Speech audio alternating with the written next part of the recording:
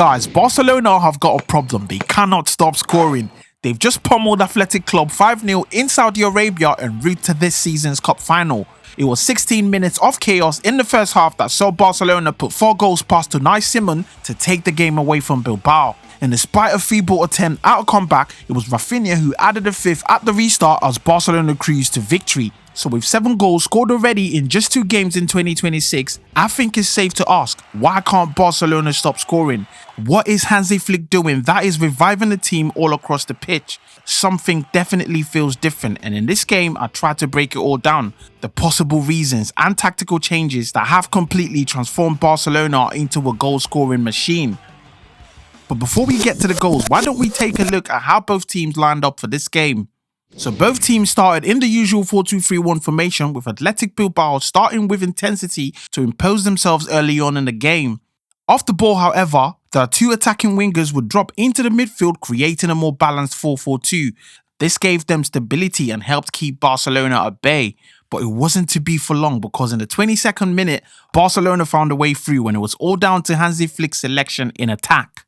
Now look when Roony Bardghji receives the ball on the edge of the box. There's 3 players around him. It's really poor defending from Athletic. How do you have 3 defenders around 1 player at the edge of the box while you leave all the space for Fermín right in front of your goal?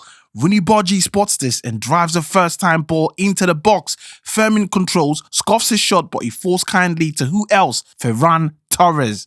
It was well controlled, brings it down with his chest, shoots it into the ground, which then confuses Unai Simon. Ball goes into the back of the net. Barcelona go 1-0 up. But it wasn't just about the attackers. Remember this man. We spoke about him in the game against Espanyol, that we needed a midfielder who passes the ball with intent. Well, let's take a look at the second goal. Look when Pedri picks up the ball, he's turning towards the goal immediately as if he's going into the danger area to force the defender to commit to the tackle. As soon as the defender commits himself, the space is vacated in behind and he intelligently plays Rafinha on. This single move literally took out the entire defense. And you can see Rafinha acknowledging Pedri's involvement during the celebration, even though he was the one who actually made the assist. This is what the Americans call the pre-assist. In Europe, it's called the playmaker. It's the pass that breaks the opponent's defensive shape, which allows the attacking team to eventually score.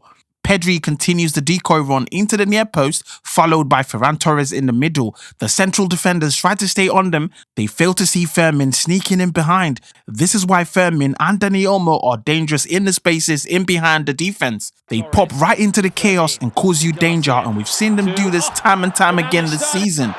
Superb! It's exactly what happens. Fermín comes in behind the defense, first time strike. It was a clean strike into the top corner. Goalkeeper doesn't even bother to make a dive. Barcelona go 2-0 up.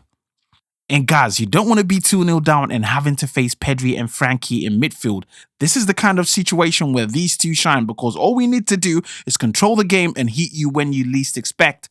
Well, 4 minutes later, that's exactly what happens. Now, some of you have spoken recently about Lamine Yamal's involvement on the flanks. You've said you think he's better off playing centrally to allow a more explosive or at least a direct player out on the wings. Well, Hansi Flick listened, because tonight he gave us Roony Bardghji.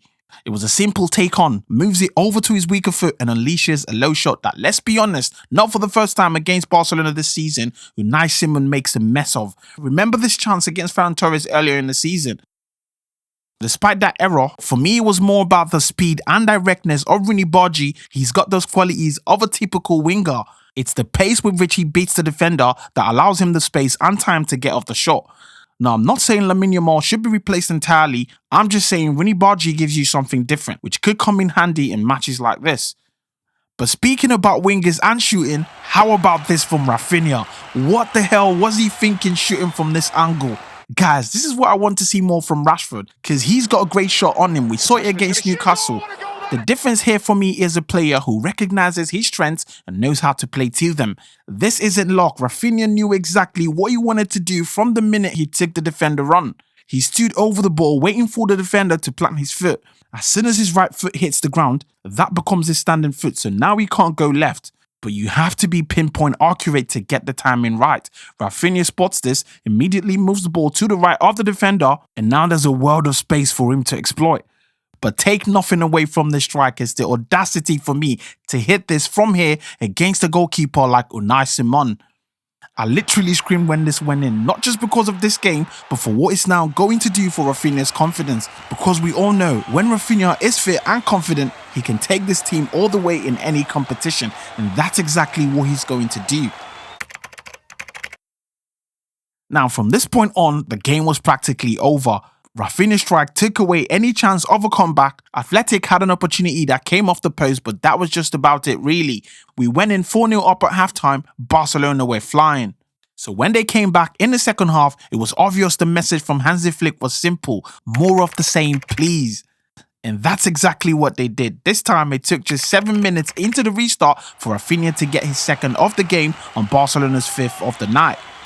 Now the play starts from Roony Bardghji again with some tidy footwork at the edge of the box to release Pedri for a shot. The initial shot from Pedri is tame, but here's what we keep talking about this man. As soon as the ball comes back, he wants to keep the pressure on before Athletic can regroup. So it's that first time ball out to Fermín that restarts the attack immediately. Fermín understands the assignment, drives across in hard and low. Unai Simon does well to get a hand on it, but it falls kindly to the most dangerous man in the box.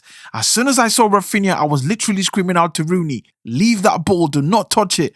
And it was just like he heard me. He steps aside, Rafinha latches onto it, low and hard. Are you kidding me? You're not saving that. No chance at all. Barcelona go 5-0 up, game over. And from here on, it was just another day in the park. It was a number of substitutions to get some fresh legs in and preserve the team for the final. Now, speaking of the final, at the time of recording this, I do not know who we are going to face, but my prediction is Real Madrid. I just think Real Madrid will relish the chance to have an El Clasico in the final, and so that will just about get them over the line, but it's not going to be an easy game. But feel free to leave your predictions in the comments. Let me know what you thought of the game and how confident you are going into this season's final. Until then, guys, see you soon, and Visca El Barça.